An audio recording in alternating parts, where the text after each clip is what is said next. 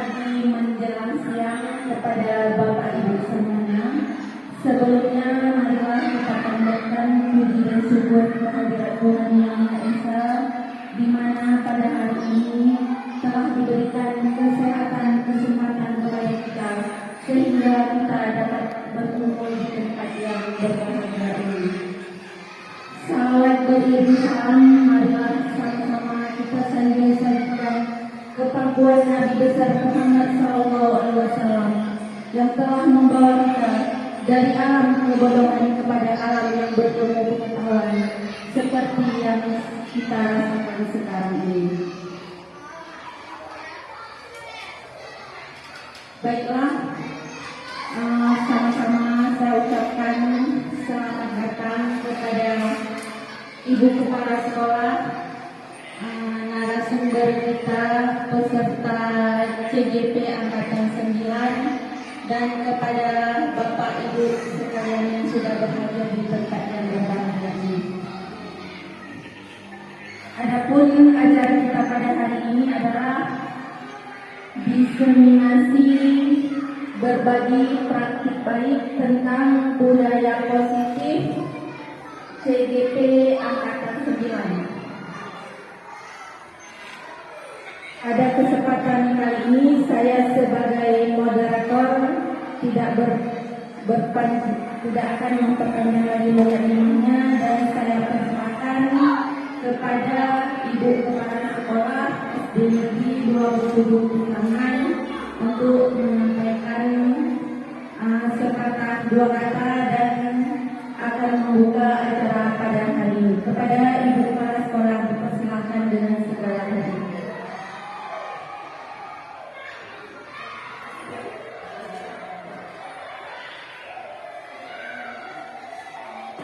Assalamualaikum warahmatullahi wabarakatuh. Waalaikumsalam warahmatullahi wabarakatuh. Alhamdulillah, puji syukur kepada Allah, salawat dan salam kepada Rasulullah. Terima kasih Bapak Ibu yang telah berhadir memenuhi undangan kami hari ini untuk mengikuti acara diseminasi budaya positif yang akan disampaikan nanti oleh ibu-ibu calon guru penggerak angkatan 9 yang ada di sekolah kita. Jadi, sedikit tentang budaya positif. Budaya positif itu bahasa simpelnya yang bisa kita pahami itu adalah hal-hal baik itu berupa sikap, kebiasaan atau apapun itu yang berupa hal-hal baik yang bisa kita terapkan di sekolah. Mungkin awalnya tidak langsung ke budaya. Awalnya bisa jadi dimulai dari agak sedikit ada pemaksaan secara halus. Yang berlanjut menjadi kebiasaan, kemudian baru dia menjadi budaya. Nah, untuk menciptakan budaya positif ini di sekolah, ini adalah tugas kita bersama. Kenapa budaya positif ini harus didiseminasikan, harus disampaikan kepada Bapak Ibu semua? Karena ini adalah tugas dan tanggung jawab kita bersama, bukan hanya tugas dan tanggung jawab ibu-ibu kalau ibu penggerak. Karena ini adalah tugas kita bersama, harus kita laksanakan bersama, makanya agenda ini harus didiseminasikan. Jadi nanti akan dipaparkan oleh Bu Nono dan Bu Nazli selaku calon guru angkatan 9 di UPTD SD Negeri 27 sana. Nanti ada beberapa budaya positif yang akan diterapkan oleh mereka sebagai CGP. Jadi nanti kita selaku komunitas belajar UPTD SD Negeri 27 sana semuanya akan ikut berpartisipasi aktif dalam menjalankan, dalam menerapkan, dalam membudayakan hal-hal positif tersebut. Bapak Ibu sepakat untuk bekerjasama semuanya? Baik, terima kasih untuk ini kegiatan diseminasi budaya positif calon guru penggerak angkatan 9 UPTD SD Negeri 27 sana dengan resmi saya nyatakan dibuka. Terima kasih perhatiannya. Selanjutnya akan disampaikan oleh Bu Nazli dan Bu Nono. Saya mohon ke moderator. Assalamualaikum warahmatullahi wabarakatuh.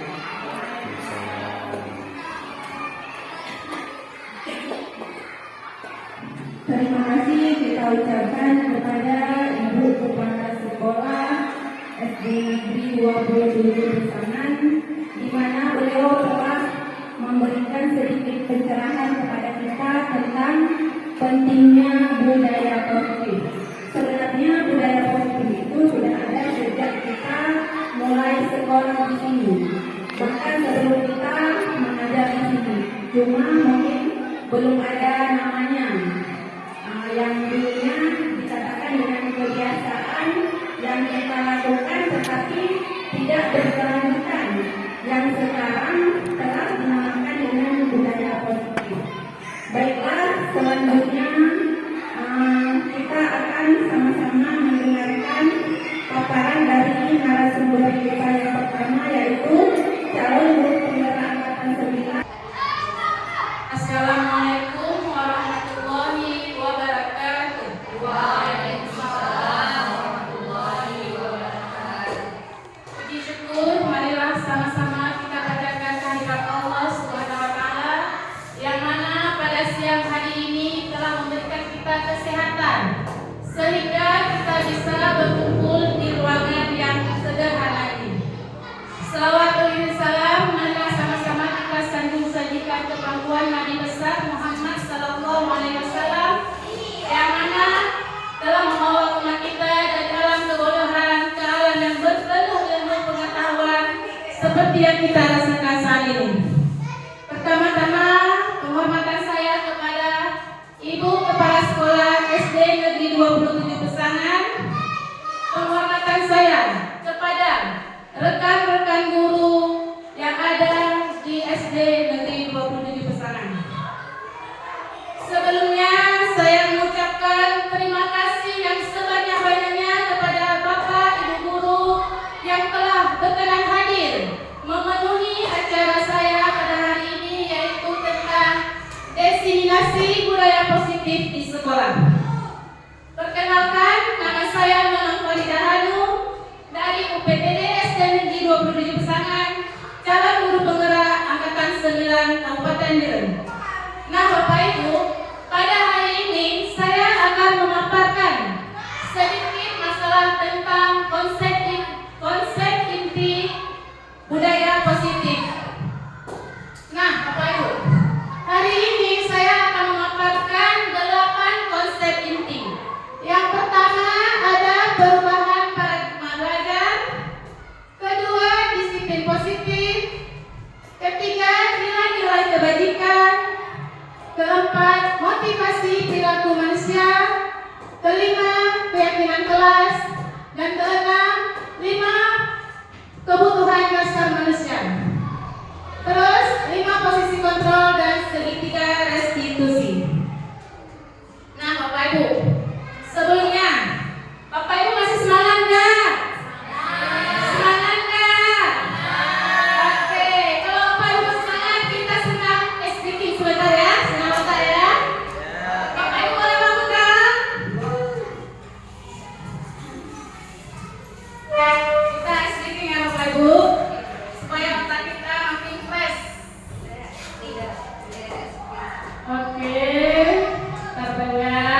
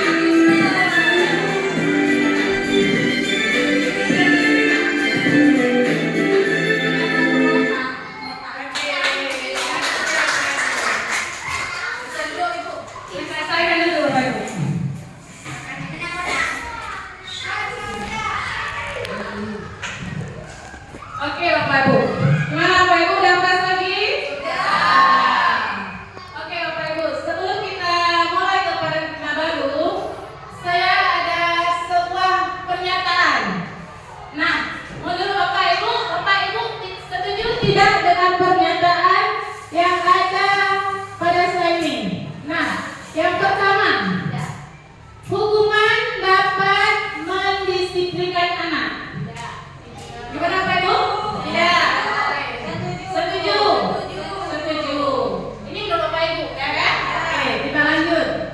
Pemberian hukuman dengan hal positif seperti membaca atau membersihkan halaman sekolah dapat meningkatkan disiplin anak. Tidak setuju. Setuju Pak Ibu?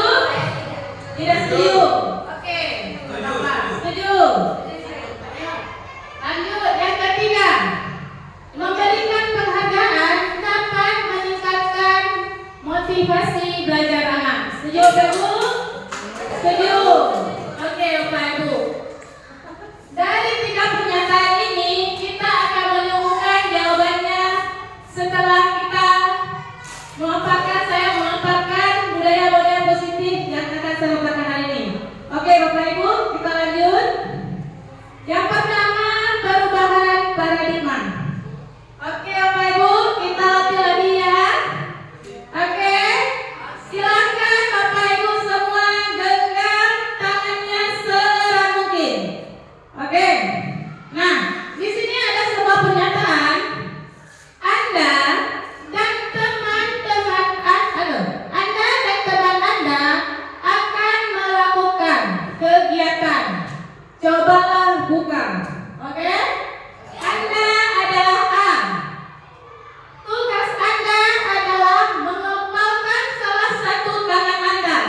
Tugas yang A, mengepalkan. Oke. Dan coba Anda bayangkan bahwa Anda menyimpan sesuatu di tangan Anda ataupun barang ataupun apa itu yang sangat berharga di tangan Anda. Anda harus mempertahankan apa yang ada di pegangan ataupun di kepala tangan Anda. Oke. Kemudian ada rekan satu lagi, katakanlah rekan D, mencoba ini boleh Bapak Ibu bekerjasama ya. Iya. Ada rekan B yang mencoba dengan segala cara untuk membuka kepala tangan Anda yang si A. Bapak Ibu boleh membagi mana yang A yang D ya. Terus teman yang B ini dia mempunyai banyak cara untuk supaya si A ini membuka kepala tangannya. Boleh dia dengan cara memujuk, menghati, mengintimidasi, memarahi, menggoda, menggelitik, bahkan menawari Anda uang sekalipun supaya Anda membuka kepala tangan Anda. Nah, Bapak Ibu, khususnya untuk yang A, bagaimana reaksi Bapak Ibu ketika melakukan kegiatan ini? Coba Bapak Ibu. Oke?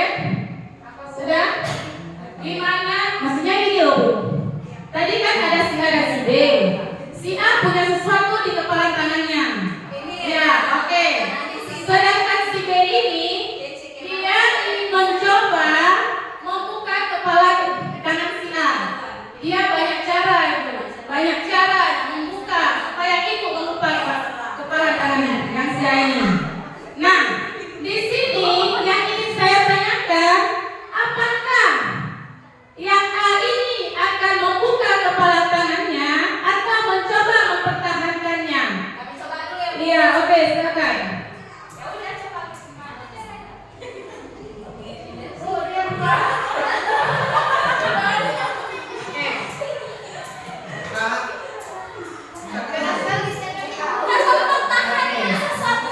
Iya.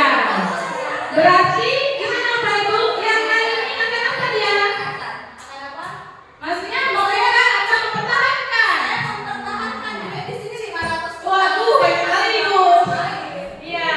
Berarti itulah yang ada pada diri kita kan?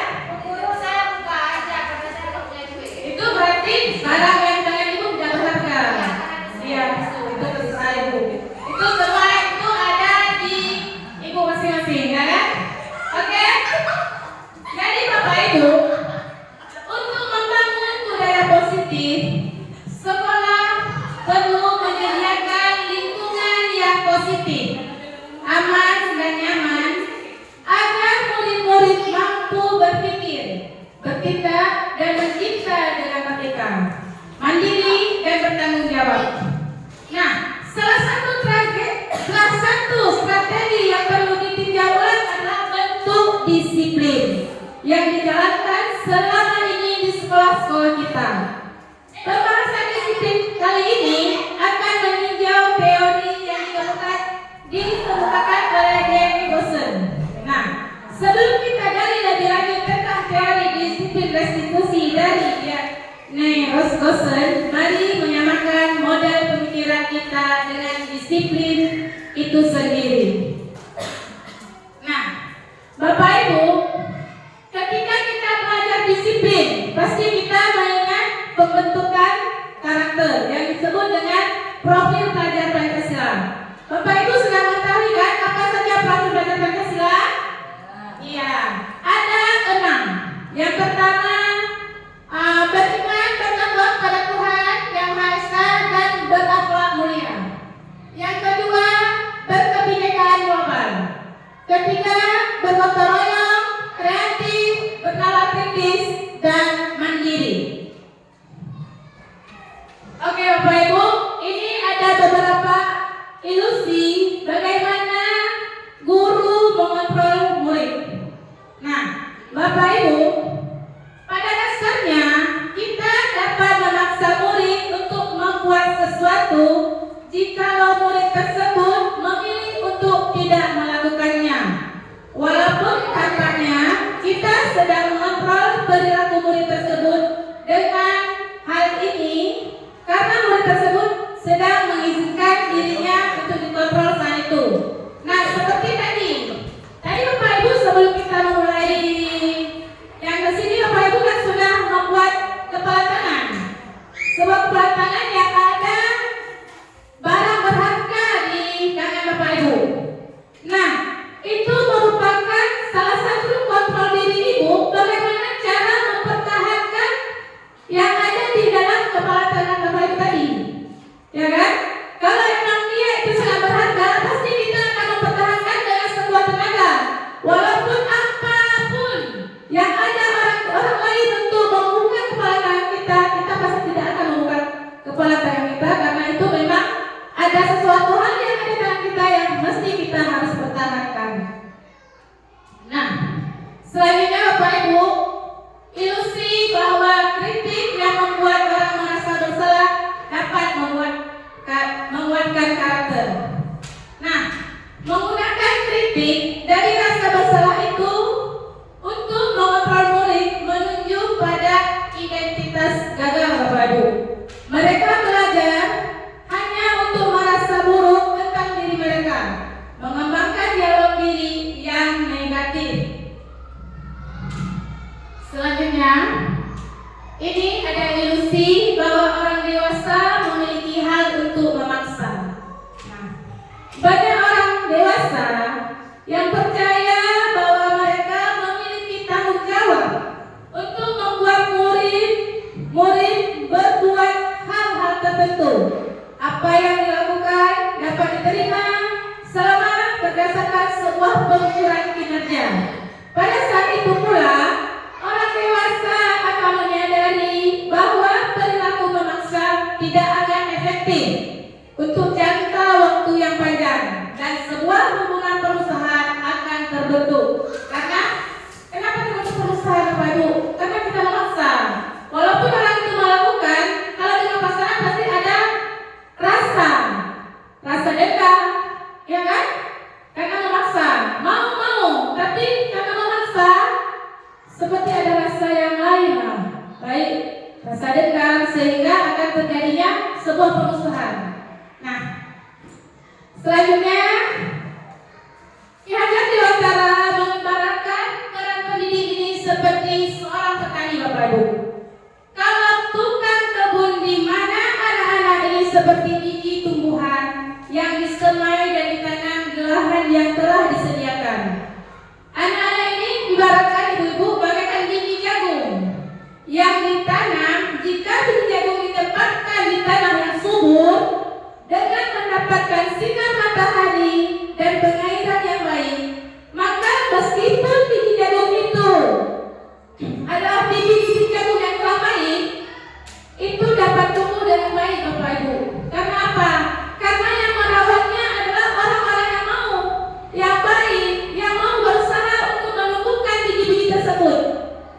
Tidak asal-asalan Bapak Ibu asal dari ternak ganti sendiri enggak.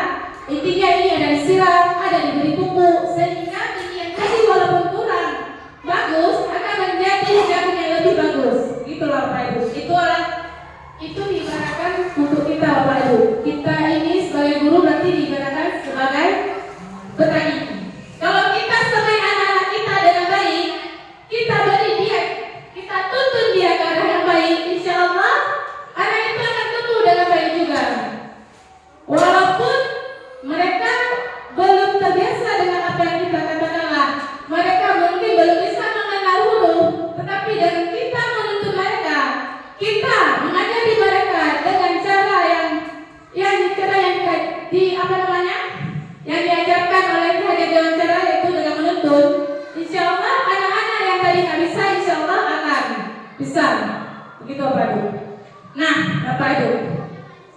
Selanjutnya ini adalah stimulus respon Bapak Ibu.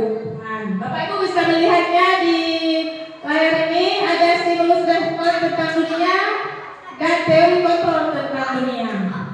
Nah, di sini Bapak Ibu ada realita tentang stimulus dunia ini, ada realita atau kebutuhan kita sama. Nah, pada dasarnya realita kita ini berbeda, kebutuhan kita berbeda Bapak Ibu. Mungkin kebutuhan si A akan berbeda dengan kebutuhan si B. Karena kita semua tahu bahwa tidak ada yang sama, karakter kita, sifat kita tidak sama. Semua di sini berbeda-beda Bapak Ibu. Nah, yang kedua ada semua orang melihat hal yang sama. Mungkin sebagian besar Bapak Ibu melihat sesuatu itu dengan pandangan yang sama. Tetapi kita tidak bisa mengatakan harus semua orang sama. Ada juga yang berpendapat atau berpikiran tidak sama dengan kita. Katakanlah Bu, di suatu ruangan ini, mungkin pendapat saya, pemikiran saya belum tentu sama Ibu. Pandangan saya untuk melihat sesuatu, oh ini begini, belum tentu pandangan Ibu seperti pandangan saya. Karena kita semuanya memiliki pandangan dan pemikiran yang berbeda-beda. Selanjutnya, kita mencoba mengubah orang agar berpandangan sama dengan kita. Nah, di dunia nyata kita berusaha memahami pandangan orang lain tentang dunia. Di sini juga kita tidak bisa langsung mengubah. Oh ini si anak ini begini, kita ubah harus begini, tidak. Karena semua itu butuh proses Bapak Ibu. Tidak semudah membalikan telapak tangan kita. Ya Bapak Ibu kan? Dan seterusnya Bapak Ibu.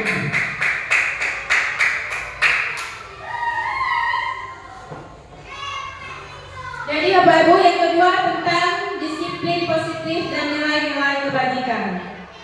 Nah Bapak Ibu, disiplin positif Bapak Ibu adalah suatu pendekatan untuk menerapkan disiplin dari dalam diri anak tanpa ada hukuman ataupun hadiah. Jadi apabila kita ingin menerapkan disiplin Bapak Ibu, jadi itu benar-benar dari hati siswa-siswa kita sendiri. Jadi nggak ada, oh kalau nggak ada ini hukumannya begini, nggak ada Bapak Ibu. Ataupun kita buat, nah kalau anak ibu mau hari ini dan ini, ibu kasih hadiah, nggak ada Bapak Ibu. Semua itu harus lahir dari hati sendiri, keinginan sendiri, kesadaran sendiri, agar anak itu mau melakukan apa itu, kedisiplinan sekolah, apapun keyakinan yang ada di kelas. Berarti dari dalam diri mereka, tidak ada unsur paksaan di sini Bapak Ibu.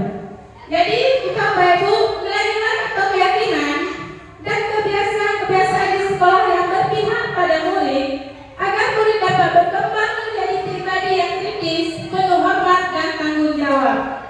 Makanya harus ada kesadaran dalam diri anak tersebut untuk mau melaksanakannya Bapak Ibu. Bukan ada unsur paksaan ataupun diberi hukuman ataupun hadiah. Nah Bapak Ibu, di sini ada disiplin positif kita dengan cara mungkin ada hukuman, konsekuensi dan restitusi. Mungkin ini adalah perbedaannya Bapak Ibu. Bagaimana yang dikatakan hukuman, bagaimana yang dikatakan konsekuensi, dan mana yang restitusi. Nah, salah satu contoh pada hukumannya ya Bapak Ibu, sistem tidak berjalan bila murid tidak ikut. Dan ya tidak takut ya. Yang kedua, menolong menyalahkan diri.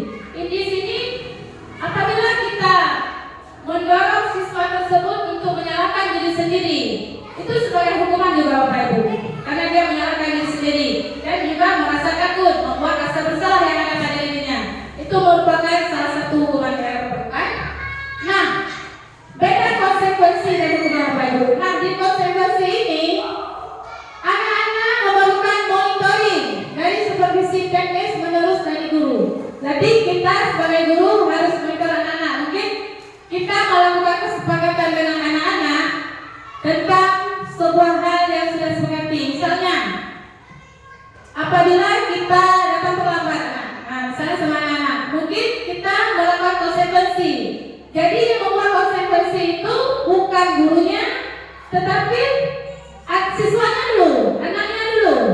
Dia yang mengatakan, oh Bu, kalau saya datang terlambat ini. Itu konsekuensi yang dia buat. Nah, gitu. Nah, langkah selanjutnya adalah restitusi. Nah, restitusi di sini murid belajar bertanggung jawab berperilaku. Berarti apa yang dilakukan oleh murid itu dia sendiri yang sadar. Perilaku dia yang buat. Di sini juga akan mendorong kedisiplinan yang positif, dan ada masalah dia akan memecahkannya sendiri tanpa ada paksaan, tanpa ada hukuman dari orang lain ataupun hadiah dari orang lain. Tapi di sini dengan kesadaran sendiri dia akan memecahkan masalah itu sendiri dan akan melaksanakan keyakinan dia sendiri yang telah dia buat. Selanjutnya Bapak Ibu, coba Bapak Ibu perhatikan di sini semuanya.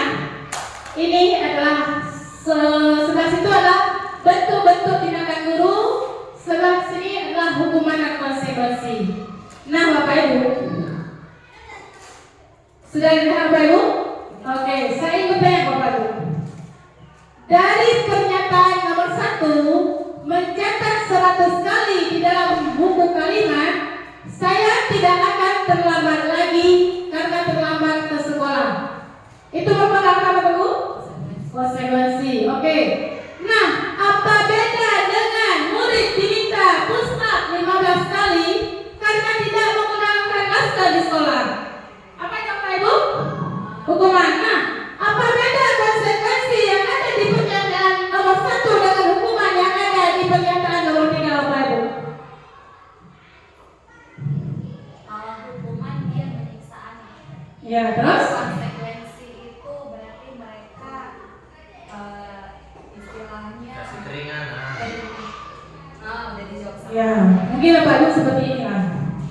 Mungkin pada pernyataan pertama, anak mencatat 100 kali, mungkin itu udah kesepakatan di kelas ataupun keinginan di kelas. Apabila Bu kami terlambat datang ke sekolah, kami akan menulis 1000 kali, 100 kali di buku bahwa kami adalah datang terlambat.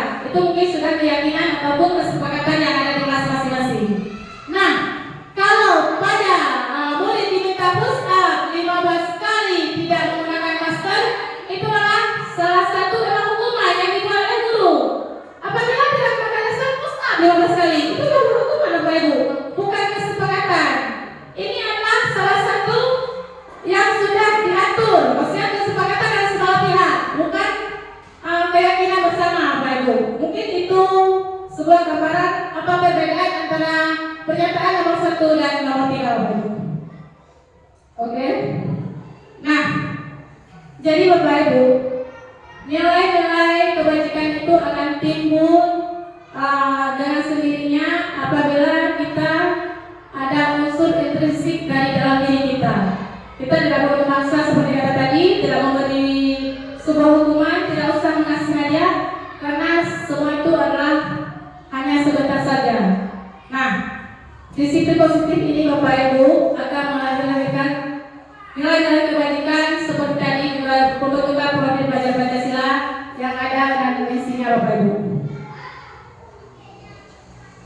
Sekarang kita ke motivasi perilaku manusia. Nah Bapak Ibu, ada 3 perilaku motivasi manusia Bapak Ibu. Yang pertama, untuk menghindari ketidaknyamanan atau hukuman. Kita melakukan sesuatu mungkin untuk menghindari ketidaknyamanan atau melakukan hukuman. Misalnya anak kita. Nah, mungkin anak-anak datang ke sekolah tidak terlambat, mungkin takut akan dihukum. Mungkin kita buat pernyataan tadi, apabila datang terlambat, suruh dari lapangan lah 10 kali. Berarti itu sudah menimbulkan ketidaknyamanan yang ada pada dirinya, sehingga mereka mau melakukan ataupun mau datang ke sekolah dan tepat waktu. Itu yang tidak kita harapkan Bapak Ibu. Yang kita harapkan di sini adalah tingkat terendah ini adalah merupakan salah satu tingkat terendah Bapak Ibu dari motivasi perilaku manusia. Biasanya orang memotivasi perilakunya untuk menghindari hukuman yang seperti saya katakan tadi Bapak Ibu. Agar mereka akan bertanya apa yang akan terjadi apabila tidak melakukannya. Sebenarnya mereka sedang menghindari permasalahan yang mungkin muncul berpengaruh pada mereka secara fisik, psikologis maupun tidak terpenuhi ketenangan mereka bila mereka tidak melakukan tindakan tersebut. Seperti yang saya katakan tadi Bapak Ibu, mereka mungkin menghindari sebuah hukuman. Nah, yang kedua, motivasi manusia yang kedua Bapak Ibu untuk mendapatkan imbalan atau penghargaan dari orang lain.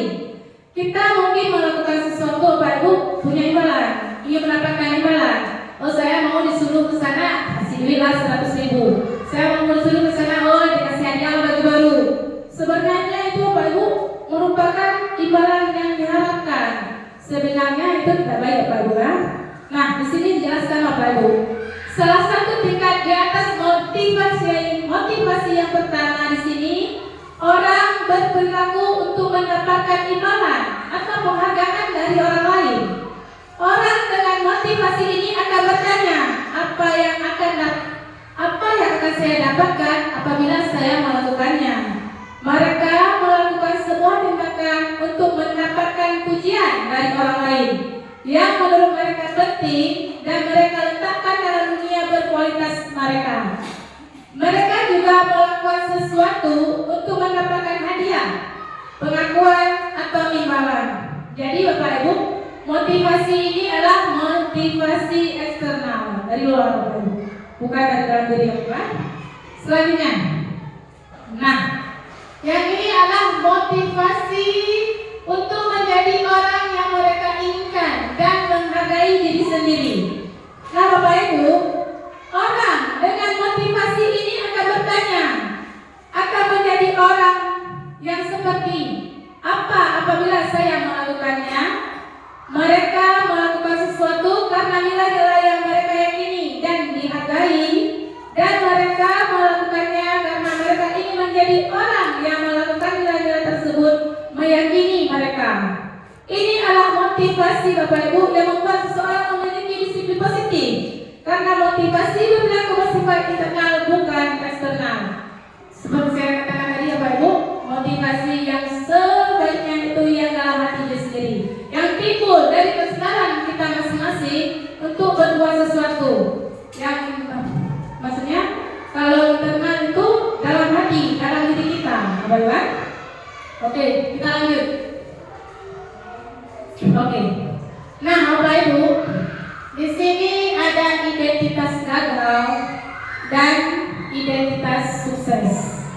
Nah, di sini kita bisa melihat identitas gagal berarti berupa hukuman, sesuatu yang menyakitkan harus terjadi. Itu merupakan identitas gagal Bapak Ibu. Ya. Nah, konsekuensi terus tidak nyaman untuk murid, anak untuk jangka waktu panjang, korban mendapatkan keadilan, murid juga akan tersakiti. Nah, pada identitas sukses, di sini kita membuat sebuah disiplin. Disiplin itu pasti ada konsekuensi, yaitu konsekuensinya kalau kita sudah melakukan kesepakatan, dan kita melakukan cara restitusi. Nah, konsekuensi di sini yaitu sesuatu harus terjadi. Jadi ini mungkin sebuah konsekuensi ataupun kesepakatan kita dengan murid kita apabila contohnya tidak mengerjakan ini akan ada ini. Itu sebuah konsekuensi yang sesuatu itu harus terjadi Bapak Ibu. Kalau di restitusi banyak pilihannya. Mungkin Bapak Ibu kita pernah melakukan restitusi, kita sudah memilih untuk anak itu bagaimana dia cara memilih untuk memperbaiki kesalahan yang dia perbuat. Itu merupakan di restitusi Bapak Ibu. Nah, Bapak Ibu, intinya di sini penghargaan maupun hukuman adalah cara-cara mengontrol perilaku seseorang yang menghancurkan potensi untuk pembelajaran sendiri adalah penghargaan sesungguhnya. Penghargaan justru sama seperti menghukum seseorang, Bapak Ibu. Jadi berarti di sini Bapak Ibu kita harus ketahui bahwa segala sesuatu yang akan menimbulkan disiplin positif itu tidak melalui sebuah penghargaan, tidak melalui sebuah hukuman, tetapi harus benar-benar di dalam hati kita sendiri, di dalam hati murid-murid kita untuk mendapatkan sebuah disiplin positif. Memang perlu adanya unsur intrinsik dari kita sendiri, yaitu kesadaran masing-masing, Bapak Ibu.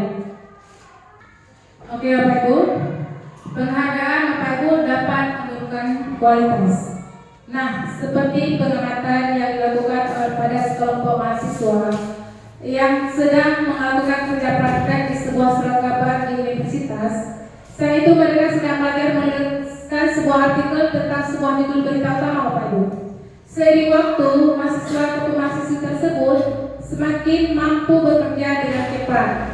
Kemudian ada beberapa mahasiswa ataupun mahasiswi yang dibayar untuk setiap judul berita utama yang mereka mampu hasilkan, dan setelah beberapa lama mahasiswa atau mahasiswi dibayar itu, hasil kinerjanya berhenti untuk berkembang, Bapak Ibu. Mereka yang tidak menerima bayaran terus berupaya mengasah diri menjadi lebih baik. Nah, di sini Bapak Ibu, apabila mungkin kita sudah dibayar ataupun kita sudah mendapat imbalan, ya kan? Ini imbalan merupakan penghargaan juga, Bapak Ibu. Mungkin kinerja kita akan biasa-biasa aja, standar-standar aja, karena kita udah bayar untuk meningkatkan kualitas. Walaupun saya buat seperti ini, buat menikah lagi, tetap sama aja dibayarnya. Mereka begitu. Mungkin ada yang tadinya kita belum dibayar, ada sebuah penghargaan, mungkin kita akan terus melakukan sebuah perkembangan yang akan menyertai, Bapak Ibu. Ini di sini jelas-jelas dengan ada penghargaan tersebut, maka akan menurunkan kualitas kerja kita, Bapak Ibu. Terus Bapak Ibu, ini yang sangat-sangat dibutuhkan, Bapak Ibu, adanya motivasi dari dalam diri, Bapak Ibu. Nah, biasanya apapun adanya unsur intrinsik dari diri kita sendiri, Bapak Ibu. Saat seseorang anak belajar untuk pertama kalinya menggabungkan huruf-huruf dan kata-kata serta menyadari bahwa ia dapat membaca, timbul pelajaran di matanya ataupun di dalam hatinya. Ada sebuah senyuman di wajahnya. Kenapa Bapak Ibu ada senyuman? Karena tadinya mungkin mereka nggak tahu, ataupun itu anak kelas 1 lah, katakanlah saya kelas 1. Mereka belum mengenal huruf. Dengan dia mengenal huruf, bangga. Saya tahu bunyi huruf apa. Oh, saya tahu itu huruf apa. Kita bisa melihat senyuman mereka. Ya, di wajahnya kita, saya tahu Bu. Dengan begitunya, karena mereka yang tidak tahu, karena tidak tahu huruf, tidak bisa mengenal huruf, sehingga bisa mengenal sebuah kebanggaan yang ada di wajah anak-anak kita. Karena itu juga merupakan unsur intrinsik dari daya diri mereka. Nah, kita bisa melihat anak itu begitu gembiranya, Bapak Ibu. Mereka telah mempelajari dan menguasai suatu keterampilan baru. Kesadaran akan kemampuan bahwa dia sudah dapat mengenal huruf, membaca, itu benar-benar sebuah penghargaan yang sesungguhnya, Bapak Ibu. Nah, kita akan ke posisi yaitu tentang keyakinan kelas, Bapak Ibu. Saya ingin bertanya Bapak Ibu. Bapak Ibu di kelas sudah mempunyai keyakinan kelas belum, Bapak Ibu? Ya. Sudah? Ada yang belum, Bapak Ibu? Ada enggak? Mungkin ada, mungkin belum diterapkan saja, atau gimana Bapak Ibu? Kita apa Bapak Ibu? Mungkin setelah mendengar masukan ataupun inisiasi saya positif hari ini, akan terbentuknya keyakinan kelas yang ada di kelas Bapak Ibu masing-masing nantinya. Nah Bapak Ibu, mengapa dikatakan keyakinan kelas? Mengapa tidak peraturan kelas saja, Bapak Ibu? Gimana Bapak Ibu? Kenapa keyakinan kelas? Enggak, saya kerja mau peraturan kelas saja, Bu. Kenapa harus keyakinan kelas gitu? Gimana? Kalau keyakinan kelas ada kesepakatan bersama, Bu. kalau peraturan memang sudah ditetapkan. Iya. Jadi kalau keyakinan kelas itu memang merupakan kesepakatan bersama antara siswa-siswa dan guru. Dan kalau peraturan kelas ini seperti Ibu katakan ini adalah suatu ketetapan dari satu orang saja, begitu Bapak Ibu kan? Nah, Bapak Ibu asal Bapak Ibu ketahui bahwa keyakinan kelas ini akan terbentuknya sebuah budaya positif nantinya Bapak Ibu. Nah, Bapak Ibu, keyakinan kelas, suatu keyakinan kelas akan lebih termotivasi kepada seseorang di dalam ataupun memotivasi secara intrinsik Bapak Ibu, karena itu merupakan sebuah kata-kata yang lahir dalam diri mereka sendiri, bukan dibuang-buang. Ketika kita melakukan sebuah keyakinan, mereka akan menjawabnya dengan spontan, oh gini bu. Berarti itu adalah emang yang ada di diri mereka. Tetapi Bapak Ibu, kita harus sepakati juga, kita harus mengambil yang positifnya saja Bapak Ibu ya. Nah, Bapak Ibu, dalam melakukan keyakinan kelas, kita harus memperhatikan langkah-langkah. Nah, apa langkah-langkahnya Bu? Nah, yang pertama, kita bisa melihat. Nah, di sini langkah pertama yaitu berdiskusi, memunculkan peraturan-peraturan yang perlu ditaati warga kelas. Kita berdiskusi dulu, jangan ambil keputusan sendiri. Diskusi ini berarti antara guru dan juga siswanya Bapak Ibu ya. Nah, yang kedua Bapak Ibu, mengubah peraturan-peraturan menjadi kalimat yang positif. Misalnya Bapak Ibu, saya ingin peraturan kita harus kita buat keyakinan kelasnya nih Bapak Ibu ya. Kita buat keyakinan kelasnya Bu, jangan ada yang berkata kasar ataupun jangan ada yang berbohong. Kita bisa melakukan kata-kata tersebut dengan kata-kata positif, misalnya harus jujur, ya tidak berbohong dengan jujur. Nah, mungkin buang sampah sembarangan, kita bisa membuang sampah pada tempatnya. Nah, seperti itu Bapak Ibu. Yang ketiga, menyarikan peraturan-peraturan menjadi nilai-nilai kebajikan ataupun keyakinan kelas. Berarti dengan adanya peraturan-peraturan tersebut, kita harus menjadinya menjadi nilai-nilai kebajikan. Nilai-nilai kebajikan itu bisa terbentuk dalam profil pelajar Pancasila yang anak-anak tadi Bapak Ibu kan? Yang keempat, berdiskusi mengenai gambaran perilaku yang mencerminkan keyakinan kelas. Lalu kita berdiskusi lagi, jangan sendiri Bapak Ibu. Kita berdiskusi lagi yang mana gambaran-gambaran tentang yang ada ataupun keyakinan kelas kita. Apa misalnya keyakinan yang telah kita sepakati bersama Bapak Ibu. Nah, terus baru yang kelima, berdiskusi mengenai peran seluruh warga kelas. Kita berdiskusi lagi Bapak Ibu. Yang terakhir, baru meninjau ulang keyakinan kelas dari waktu ke waktu. Kita berarti selalu meninjau, jangan keyakinan kelas yang kita buat tahun ini berlaku untuk 10 tahun yang akan datang. Jangan Bapak Ibu ya. Mungkin keyakinan kelas kita buat setiap tahunnya Bapak Ibu sesuai dengan siswa kita masing-masing. Setiap tahun buat keyakinan kelas dengan siswa Bapak Ibu. Mungkin seperti itu. Jangan tahun ini kita buat keyakinan kelas akan selamanya seperti itu keyakinan kelas. Itu bukan keyakinan kelas, itu mungkin ada peraturan yang kita buat Bapak Ibu ya. Oke, kita lanjut Bapak Ibu. Nah, sekarang kita masuk ke 5 dasar kebutuhan manusia.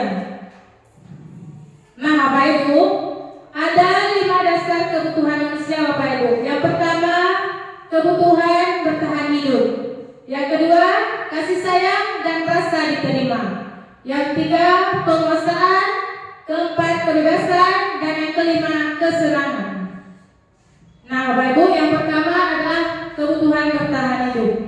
Nah Bapak Ibu, kebutuhan bertahan hidup ini adalah suatu kebutuhan yang bersifat fisiologis untuk kita bertahan hidup. Misalnya Bapak Ibu, Kita perlu kesehatan, perlu rumah, perlu makanan. Perlu nggak Bapak Ibu seperti itu? Sanggup nggak Bapak Ibu nggak ada makanan? Enggak, itu adalah kebutuhan dasar Bapak Ibu. Yang penting kita sehat, ada tempat tinggal kita, dan juga ada makanan ya Bapak Ibu ya. Supaya kita nggak lapar. Kalau nggak sanggup Bapak Ibu siang-siang ini ya Bapak Ibu ya. Iya. Nah, kebutuhan biologis sebagian besar adalah bagian dari proses reproduksi, termasuk kebutuhan untuk tetap bertahan hidup. Nah, komponen fisiologis pada kebutuhan ini meliputi kebutuhan akan perasaan aman Bapak Ibu. Nah, yang kedua, kasih sayang dan rasa diterima ataupun kebutuhan untuk diterima. Nah, Bapak Ibu, kebutuhan ini dan 3 kebutuhan berikutnya adalah kebutuhan psikologis Bapak Ibu. Kebutuhan untuk disayangi dan diterima meliputi kebutuhan akan hubungan dan koneksi sosial Bapak Ibu. Kebutuhan untuk memberi dan menerima kasih sayang dan kebutuhan untuk merasa menjadi bagian dari suatu kelompok. Mungkin pada hari ini kita termasuk di Bapak Ibu. Mungkin ini kita adalah bagian dari suatu kelompok hari ini Bapak Ibu ya. Kita berdiri di sini, kita juga ada Bapak Ibu, mungkin saya juga barangkali berdiri di sini sehingga mau memenuhi undangan Bapak Ibu. Dan saya juga merasa diterima untuk Bapak Ibu untuk memberikan beberapa hal mengenai budaya positif untuk hari ini Bapak Ibu ya. Oke, nah yang ketiga adalah penguasaan. Nah, kebutuhan ini Bapak Ibu berhubungan dengan kekuatan untuk mencapai sesuatu, menjadi kompeten, menjadi terampil, diakui atas prestasi dan keterampilan kita, didengarkan dan memiliki rasa harga diri Bapak Ibu. Berarti ini sebuah penguasaan Bapak Ibu. Terus Bapak Ibu, kita juga ingin kebebasan. Apa itu kebutuhan kebebasan? Nah, kebutuhan kebebasan itu adalah kebutuhan akan kemandirian, otonomi, memiliki pilihan dan mampu mengendalikan arah hidup seseorang. Anak-anak dengan kebutuhan ataupun kebebasan yang tinggi menginginkan pilihan. Mereka perlu banyak bergerak, suka mencoba-coba Bapak Ibu, tidak terlalu terpengaruh oleh orang lain dan senang mencoba hal baru dan menarik. Di sini adalah kebebasan. Mungkin anak-anak kita ada batasi anak nggak Bapak Ibu? Nggak ada. Mungkin kita juga memberikan kebebasan sekali. Kita batasi yang tidak, hal yang tidak baik ataupun yang negatif kita batasi Bapak Ibu kan. Cuma terkadang untuk mencari atau belajar dengan gaya-gaya yang mereka, kebebasan yang mereka inginkan, kita mesti mendukung ya Bapak Ibu. Mungkin di sini mereka bisa mencoba hal-hal baru yang berbentuk positif Bapak Ibu ya. Dan mungkin di sini mereka akan lebih menarik ataupun punya minat di dalam belajar yang lebih tinggi Bapak Ibu. Nah Bapak Ibu, yang terakhir adalah kesenangan. Setiap orang pilih senang Bapak Ibu? Pilih senang? Ingin. Nah di sini kebutuhan akan kesenangan adalah kebutuhan untuk mencari kesenangan, yaitu bermain dan tertawa. Bayangkan Bapak Ibu, bila hidup kita tidak ada kesenangan. Sanggup Bapak Ibu bayangkan tidak ada kesenangan dalam hidup kita? Pasti kita harus stres Bapak Ibu kan? Iya. Dan pasti kita sedih juga Bapak Ibu. Sedih kan ada senangnya? Sedih. Itulah Bapak Ibu 5 kebutuhan yang ada pada diri manusia. Kita lanjut Bapak Ibu ya. Nah, ini Bapak Ibu ada 5 posisi kontrol. Nah, yang pertama Bapak Ibu bisa lihat ada yang pertama posisi kontrol penghukum, pembuat rasa bersalah, pemantau, teman dan manajer. Nah Bapak Ibu, pada posisi penghukum, seorang penghukum bisa menggunakan hukuman fisik maupun verbal. Orang-orang yang menjalankan posisi penghukum senantiasa mengatakan bahwa sekolah memerlukan sistem atau alat yang dapat lebih menekan murid-murid lebih dalam lagi. Itu pada posisi penghukum. Nah, pembuat merasa bersalah. Pada posisi ini, biasanya guru akan bersuara lebih lembut. Pembuat pasal bersalah akan menggunakan keheningan yang membuat orang lain merasa tidak nyaman ataupun bersalah ataupun rendah diri. Kata-kata yang dikeluarkan dengan lembut akan seperti, ibu sangat kecewa sekali dengan kamu. Berapa kali lagi bapak terus harusnya memberitahukan kamu ya? Gimana coba kalau orang tua kamu tahu kamu berbuat begini? Nah, itu mungkin kata-kata yang ada pada pembuat pasal bersalah, Bapak Ibu. Nah, di sini, di posisi ini, murid akan memiliki penilaian diri yang buruk tentang yang mereka perbuat. Murid merasa tidak berharga dan telah mengecewakan orang-orang yang disayanginya, Bapak Ibu. Ini merupakan pembuat pasal bersalah. Nah, ada juga posisi kontrol teman. Nah, di sini Bapak Ibu, guru pada posisi ini tidak akan menyakiti murid, namun akan tetap berupaya mengontrol murid melalui persuasi. Posisi teman pada guru bisa negatif ataupun positif. Positif di sini berupa hubungan baik yang terjalin antara guru dan murid. Guru di posisi teman menggunakan humor untuk mempengaruhi seseorang. Selanjutnya, memantau. Memantau berarti mengawasi. Pada saat kita mengawasi, kita bertanggung jawab atas perilaku orang-orang yang kita awasi. Posisi pemantau berdasarkan pada peraturan-peraturan dan konsekuensi dengan menggunakan sanksi ataupun konsekuensi. Kita dapat memisahkan hubungan pribadi kita dengan murid sebagai seseorang yang menjalankan posisi pemantau.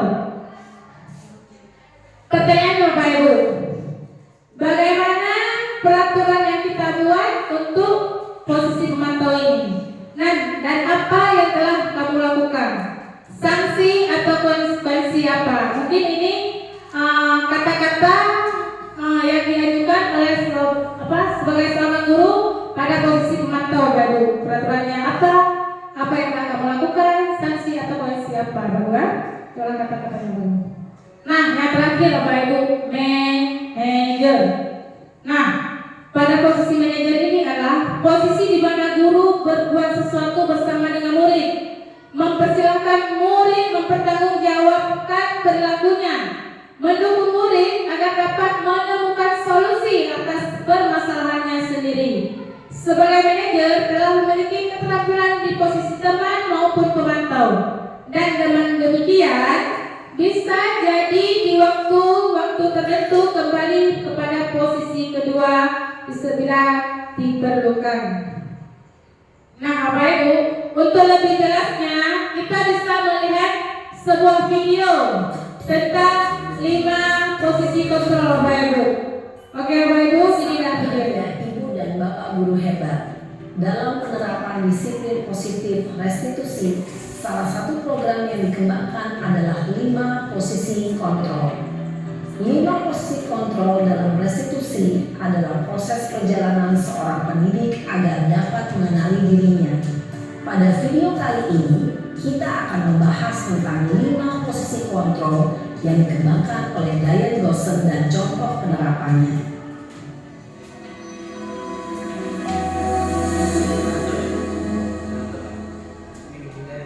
5 posisi kontrol itu adalah 1. Posisi penghukum, 2. Posisi pembuat merasa bersalah, 3. Posisi teman, 4. Posisi pemantau atau monitor, dan 5. Posisi manajer. Untuk lebih memahami kelima posisi tersebut, mari kita saksikan kasus Naren yang terlambat hadir 20 menit di sekolah dan melihat bagaimana kelima posisi kontrol dalam menghadapi masalah tersebut.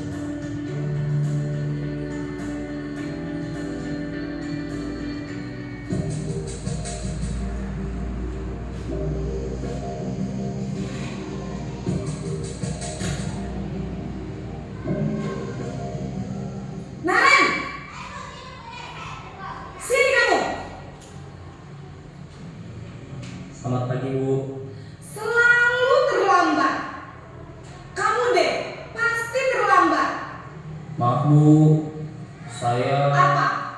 Apa coba? Alasan kamu apa lagi? Kapan sih kamu tidak terlambat? Malas sekali ya kamu jadi anak. saya Dasar pemalas. Gak kapok-kapok sih kamu. Sudah berapa kali terlambat? Sana, kamu keliling lapangan basket 2 kali. kenapa saya harus keliling lapangan basket, Bu? Kenapa? Kamu melawan ibu. Berani-beraninya jawab. Sudah terlambat, masih berani jawab pula. Sekarang, keliling lapangan basket 5 kali sekalian. Biar kapok. Cepat. Pergi sana ke lapangan basket. Posisi penghukum biasanya berbicara dengan nada tinggi, menghardik, menunjuk-nunjuk, menyakiti, dan menyindir. Hukuman bisa berupa fisik maupun psikis. Ibu dan bapak guru hebat. Dampak yang terjadi pada murid ketika guru berada pada posisi penghukum adalah murid cenderung akan memberontak, bahkan menyimpan dendam.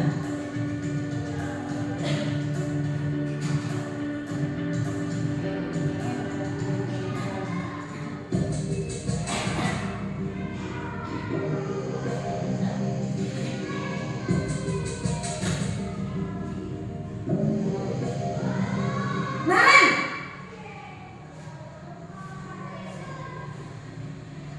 Selamat pagi, Bu.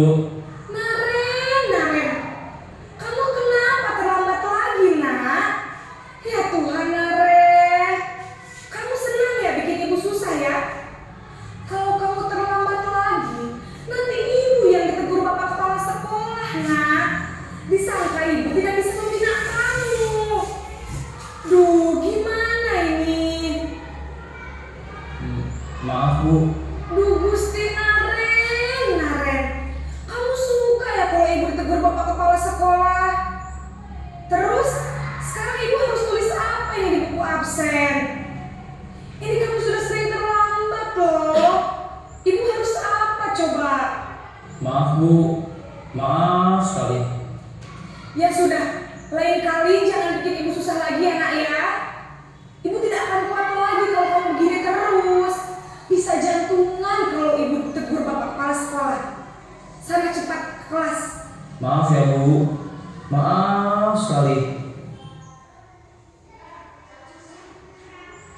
Posisi pembuat rasa bersalah berbicara dengan nada tenang, cenderung lembut, namun kata-kata yang diutarakan membuat murid merasa menjadi orang yang gagal, memandang buruk dirinya sendiri, merasa tidak berharga, dan tidak sanggup membahagiakan orang lain. Ketika guru mengambil posisi pembuat rasa bersalah, murid akan menganggap dirinya yang bersalah dan ia akan menyimpan emosi negatif tersebut di dalam dirinya.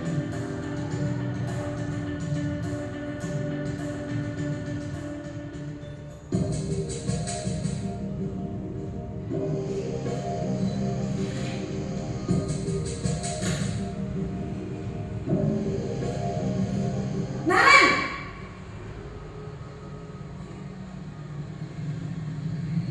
Selamat pagi, Bu. Wah, sudah jam berapa ini, nak? Terlambat lagi ya, sayang? Iya, Bu. Habis ibu saya lupa bangunkan saya, Bu. Kamu malah menyalahkan ibu kamu. Kamu bukannya anak yang larinya paling kencang. Kok terlambat sih? Iya, Bu. Saya memang terlambat bangun tadi. Jadi biarpun saya lari kencang, tetap gak kekejar, Bu. Ya sudah sana. Nanti lain kali larinya lebih kencang lagi ya.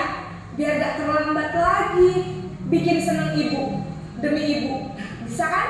Bisa lah, Bu. Ya sudah sana masuk kelas. Ibu beresin urusan absen kamu. Kamu ini ada-ada saja. Dalam posisi teman, guru berbicara dengan nada suara ramah, akrab, cenderung bersenda gurau untuk menjaga suasana tetap santai. Murid akan merasa senang, aman, dan akrab dengan guru. Identitas yang tercipta adalah identitas sukses atau berhasil. Namun, Perlu diingat, karena ini masih dorongan eksternal, maka ada faktor ketergantungan dari murid kepada orang tertentu. Di sini guru absennya, sehingga di lain waktu murid bisa berperilaku baik, namun hanya kepada orang-orang tertentu saja.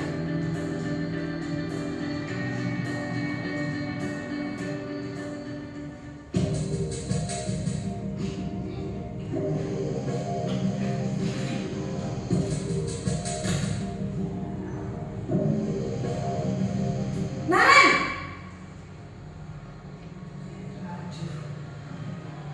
Selamat pagi, Bu. Naren, apa peraturan sekolah kita tentang jam berapa kita harus masuk sekolah, Nak? Kita harus di sekolah jam 7, Bu. Iya betul, sekarang sudah jam 7.20. Naren sudah tahu konsekuensinya jika terlambat hadir. Paham, Bu. Saya harus tinggal kelas pas jam istirahat selama 20 menit. Iya benar, konsekuensinya demikian. Jadi nanti jam 9.30 pas istirahat, kamu harus tinggal di kelas, kerjakan tugas tambahan untuk ketertinggalan kamu, ya? Baik, Bu. Posisi pemantau mengandalkan penghitungan atau data untuk mengontrol murid. Guru mengarahkan murid berdasarkan peraturan dan konsekuensi. Seorang pemantau menunjukkan bahasa tubuh dan ekspresi wajah yang datar dan cenderung formal.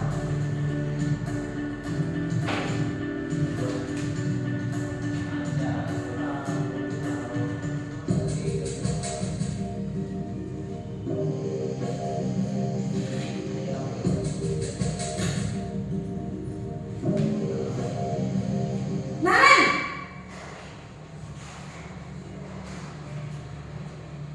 Selamat pagi, Bu. Selamat pagi, Naren. Maaf, Bu. Saya terlambat. Iya, sekolah masuknya jam 7, sekarang sudah jam 7.20. Jadi sekarang bagaimana ini, Naren? Maaf, Bu. Saya lupa setel alarm saya semalam. Baiklah, menurut kamu, keyakinan sekolah yang mana yang perlu kamu tingkatkan? Menghargai diri sendiri dan orang lain mungkin, ya, Bu. Setuju. Jadi, apakah Naren meyakini prinsip saling menghormati tersebut? Iya, Bu. Saya meyakininya.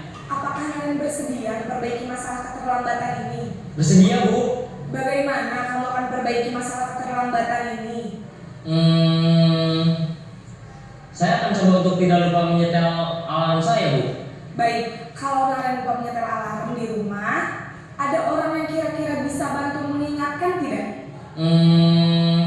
Ada, Bu. Kakak saya, Kak Emma. Ada lagi selain Kak Emma? Selain Kak Emma, ada ibu saya. Baik, jadi yang mengingatkan Naren adalah Kak Emma dan ibu kamu, ya? Kira-kira akan mulai setel alarm kapan nih, Naren? Setelah pulang sekolah, akan segera saya lakukan.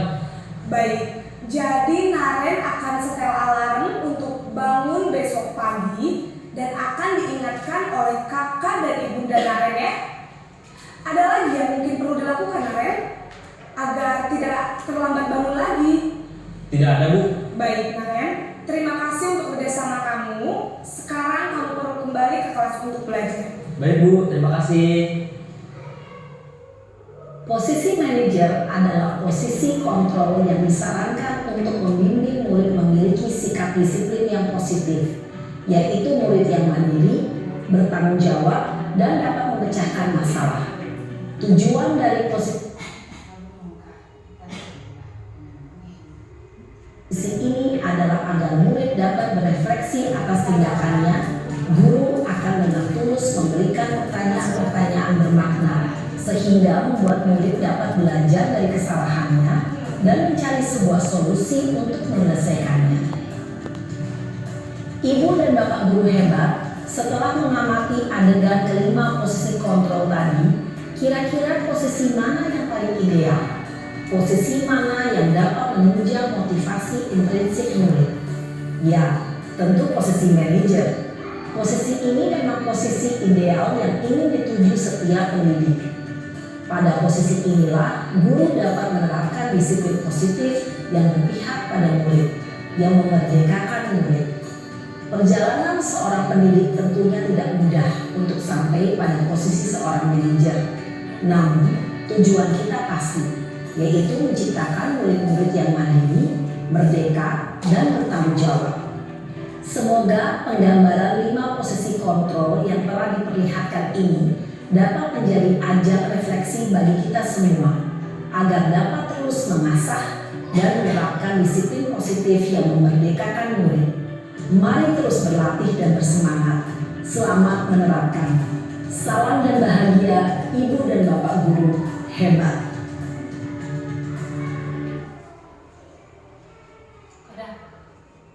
Nah, Bapak Ibu tadi sudah menyaksikan sebuah video tentang 5 teori kontrol. Nah, Bapak Ibu, apakah Bapak Ibu ada menerapkan kelima teori kontrol tersebut kepada siswa-siswi Bapak Ibu? Ada yang sering Bapak Ibu menggunakan apa? Posisi merasa bersalah, Posisi merasa bersalah, posisi pembungkuk. posisi pembungkuk. Nah, Bapak Ibu, mungkin selama ini kita belum mengetahui posisi mana yang seharusnya kita lakukan ataupun kita terapkan pada anak Bapak Ibu. Nah, untuk itu Bapak Ibu, apabila kita sudah menerapkan teori ataupun posisi merasa bersalah ataupun posisi penghukum, sebaiknya Bapak Ibu itu ditinggalkan Bapak Ibu. Kita coba posisi manajer, Bapak Ibu ya. Kita berharap kita bisa melakukan posisi manajer untuk mendisiplinkan anak-anak kita Bapak Ibu. Ya Bapak Ibu ya. Oke Bapak Ibu. Selanjutnya untuk yang terakhir yaitu segitiga restitusi. Nah Bapak Ibu, pada segitiga restitusi ini ada 3 tahapan Bapak Ibu. Yang pertama Bapak Ibu menstabilkan identitas. Yang kedua validasi tindakan yang salah. Yang ketiga menanyakan keyakinan.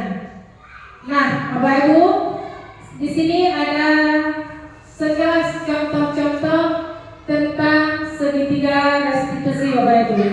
Yang pertama pada tahapan menstabilkan identitas Bapak Ibu, di sini kita bisa mengubah identitas anak yang gagal karena melakukan kesalahan menjadi orang yang sukses Bapak Ibu. Dari merasa sedih dan emosional hingga mampu menggunakan rasa rasionalnya Bapak Ibu. Nah, sebagai contohnya Bapak Ibu, ketika kita melakukan restitusi, kita bisa menggunakan kata-kata seperti berbuat salah tidak apa-apa. Terus saya juga pernah berbuat kesalahan seperti itu, dan juga saya akan mencari solusi, bukan siapa yang salah di sini. Mungkin itu adalah beberapa kata-kata yang kita bisa tanyakan ketika kita melakukan menstabilkan identitas Bapak Ibu. Yang kedua, validasi tindakan yang salah. Di sini prosesnya untuk memahami kebutuhan apa yang sedang berusaha dipenuhi oleh murid. Bukan berarti menguatkan tindakan yang salah itu pantas dilakukan Bapak Ibu, tetapi di sini lebih menguatkan pemahaman kita akan alasan dari murid mengapa melakukan tindakan tersebut. Mungkin hanya ini yang bisa saya sampaikan pada hari ini mengenai budaya positif yang saya dapatkan dari mengikuti calon guru penggerak angkatan 9 Bapak Ibu. Nah, Bapak Ibu, saya mohon maaf atas segala kekurangan yang ada pada hari ini, baik dari perkataan saya ataupun tutur kata saya yang mungkin menyinggung ataupun ada yang kurang berkenan di hati Bapak Ibu. Dan mungkin saya akhiri saja. Assalamualaikum warahmatullahi wabarakatuh. Waalaikumsalam warahmatullahi wabarakatuh. Alhamdulillah, rangkaian acara diseminasi budaya positif hari ini sudah berakhir, dan terima kasih kita ucapkan kepada narasumber yaitu CGP Angkatan 9 Ibu Aziati dan Ibu Manong Fadidah Hanum.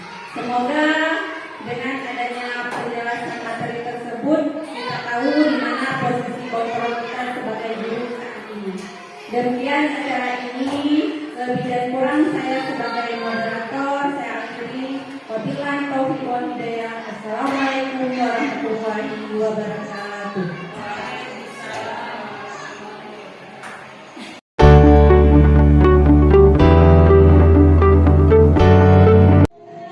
Assalamualaikum warahmatullahi wabarakatuh.